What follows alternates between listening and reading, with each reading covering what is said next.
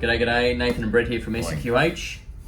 So today what we wanted to do is talk about how the vessel delays and changes are impacting importers, exporters, and also container yards such as ours. Sure. Which we have a lot of containers in the yard at the moment. We do. So share us some insight, Brett. What are your thoughts? Well, the first thing we might talk about, Nath, is why these delays occurred. Yep. A couple of things. There was some bad weather. Yes. There was some MUA action. Yep. Which slowed things down. Bad weather both here locally and in Asia. Yep.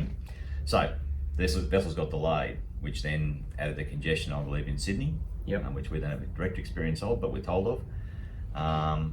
So that pushed vessels back. Vessels couldn't get unloaded in a timely fashion. They weren't coming into Brisbane in a timely fashion. So what that mean for importers? Well, some of our customers were upset. Yeah.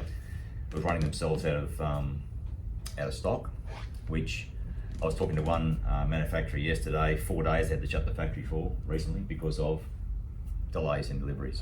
Yeah. Which is not good. Not for a huge organisation like that. No. Flip side is for the exporters too. So it also has an impact on exporters. So vessel delays means that pack containers aren't making ships. Yep. So, and what does that mean for us? We end up being the meat in the sandwich here because we're holding all of those. Yeah, the exporters still pack to the schedules. Yep. Vessels push back. Those boxes got to go somewhere. They don't go to the stevedores. Yep. The stevedores don't make the vessels available. So they end up in our yard. And what does that do to us, Nate? Well, it just means we're shrinking up, you know. That's right, we turn into sumos. Yeah. It means the workable space for us reduces. Yep.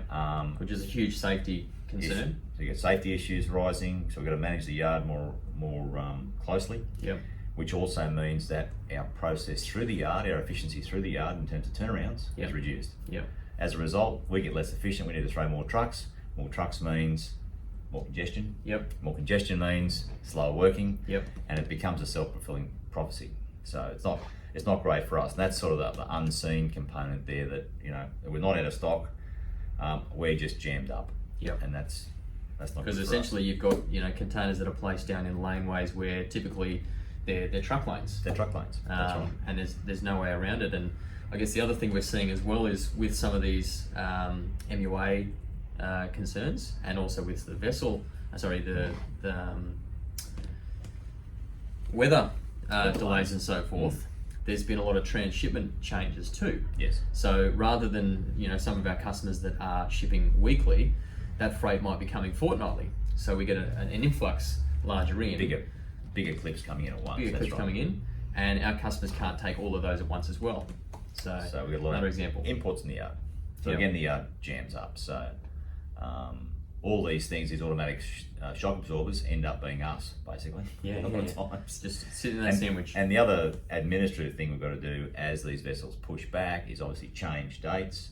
Potentially change vessels as people move shipments around. Yep. So there's a lot of administrative stuff that's easy to make a small mistake on and have, you know, large costs on. So there's congestion in our system. That's right. And congestion in our administrative work. So that's right.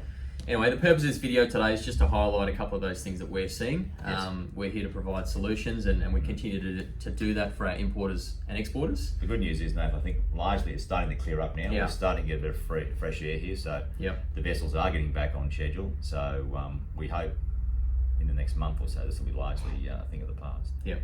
And I'll put a drone up soon to show everyone the view of the yard when you get a chance, and you'll see for yourself.